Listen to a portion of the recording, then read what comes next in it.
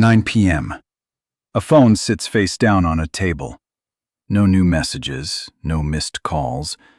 Nothing has happened. And yet, somewhere in the next 90 seconds, a full argument gets rehearsed. A relationship ends. A job gets lost. A diagnosis gets imagined, delivered, and grieved before a single fact has entered the room. Nothing occurred. The mind built the entire disaster on its own. Most people call this overthinking and leave it there. But overthinking is the symptom, not the mechanism. Underneath it sits a specific, well-documented piece of brain architecture. One built for rehearsal, one built for threat, and one built for connection. And when those three systems overlap in the wrong way, the result isn't random anxiety. It's a prediction. And the mind has already decided it's true. To understand why, we need to go back to what imagination is actually for. Imagination was never meant to be idle. It's a rehearsal space, the same one an athlete uses before stepping onto the field, the same one a public speaker uses before walking on stage. Before the body acts, the brain runs the scene first, quietly, in the background, so the real moment feels familiar when it finally arrives. This system doesn't discriminate. It builds arguments that never happened. It builds triumphs that haven't happened yet, and it builds catastrophes, job losses, breakups, diagnoses, with the exact same machinery, the exact same emotional weight, the exact same physical response in the chest and the stomach. For some people, this rehearsal space runs constantly. Every silence gets read. Every delayed reply gets a theory. Every physical sensation, a fast heartbeat, a tight chest, gets treated as evidence that something is wrong right now, somewhere close. They are not weak. They are not fragile. In many cases, they're simply carrying a nervous system that was trained, early and thoroughly, to never be caught off guard. Everything looked like ordinary anxiety, until researchers started asking a more specific question. Why does the imagined outcome almost always skew negative? Start with the machinery itself. There's a network in the brain that switches on specifically when attention turns inward. When a person stops focusing on the room in front of them and starts focusing on memory, on fantasy, on what might happen next. In most people, it activates during idle moments, a shower, a commute, the space between tasks. In some people, it doesn't just activate occasionally. It becomes the default setting.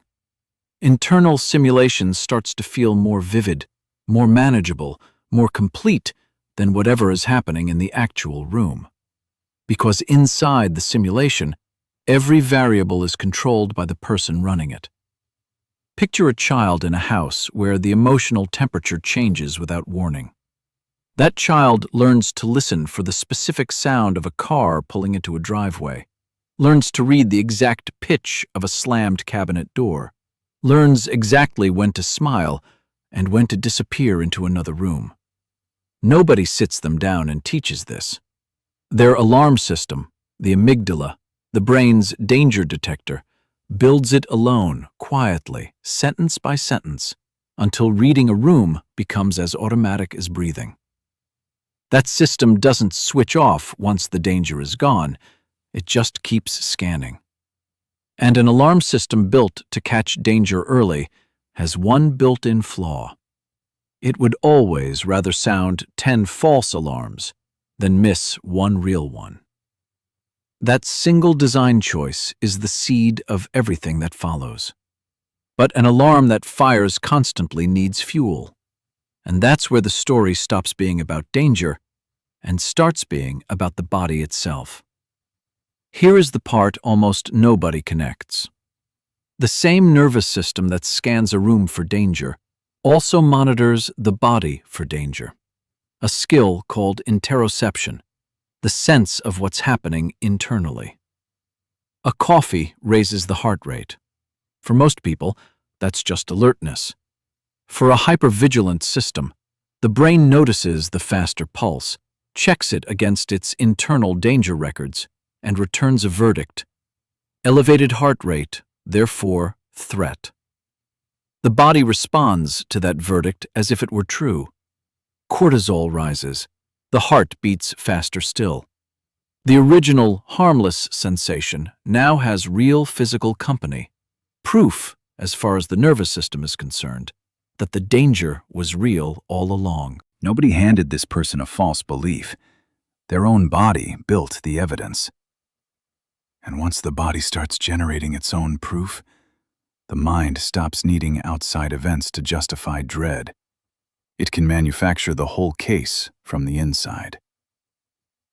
Ask yourself this.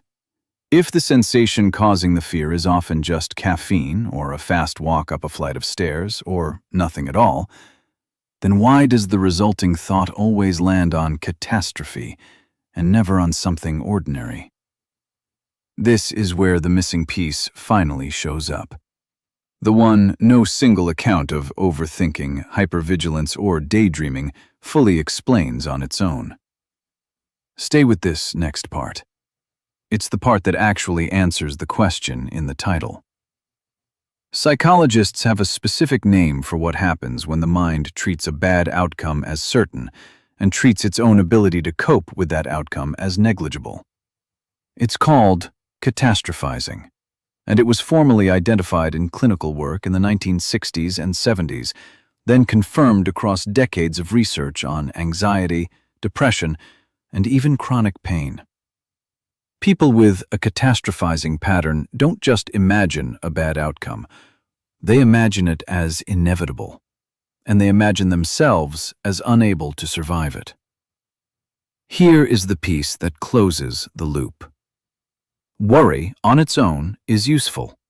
It's the mind preparing for something that might go wrong. But catastrophizing isn't preparation. It's a verdict delivered before the trial. And the reason the verdict leans negative almost every single time traces back to a much older piece of design. For most of human history, underestimating a threat could be fatal, while overestimating one only cost a few wasted minutes of fear. Brains that survived were the ones that erred toward dread, not the ones that erred toward calm. The world was told this was a character flaw, a person being too sensitive, too dramatic, in their own head. The reality was a threat detection system, still running the same math it ran 10,000 years ago, applied to a Slack message instead of a predator in the grass. For most of that history, this asymmetry kept people alive.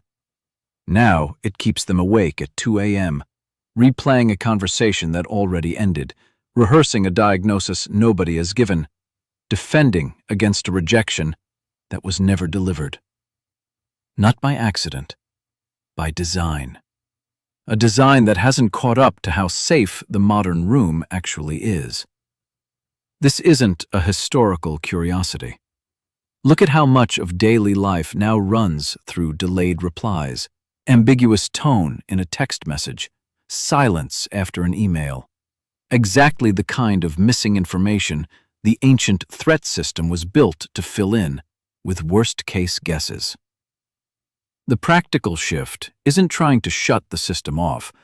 That's not how it works, and forcing silence rarely holds. The shift is learning to treat the first verdict as a draft, not a fact. Noticing the sensation, naming it as a sensation, and asking whether the evidence actually supports the catastrophe, or whether the catastrophe just arrived first, because it always does. Most people will keep mistaking this pattern for a personality flaw.